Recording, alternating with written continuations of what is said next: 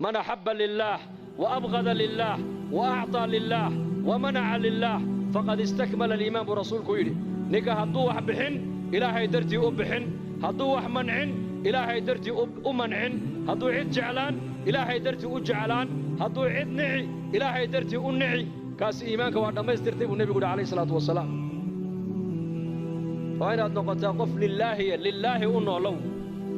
تاريخ الصحابة قلت على سيرة علي بن أبي طالب ننبا هل من مبارز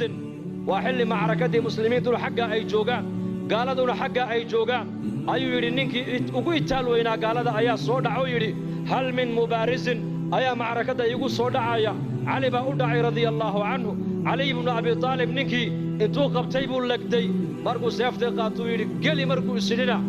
Ali ibn Abi Talib oo ninka kor fadhiyay buu qandhuuf wajiga lagaga tufay markaasuu Ali qandhuufa lagu tufay wajiga lagaga tufay gaalkiina dhulku jiifaa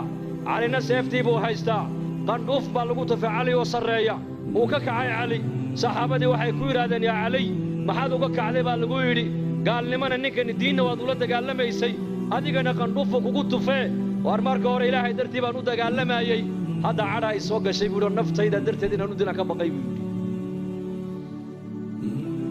lillaahiyad waxaan qaban Ilaahay dartii baan u qaban cidaan jeclaan Ilaahay dartii baan u jeclaan cidaan nici Ilaahay dartii baan u nici waxaan bixin Ilaahay dartii baan u bixin waxa khayran sheeg Ilaahay dartii baan u sheegi khayrkan dhageysan Ilaahay dartii baan u dhageysan waa inaad noqoto qof diiniya oo diintu ay xakameynayso si su'aasha qabriga kugu dhib yaraato tiraado aniga diintaydu waa islaam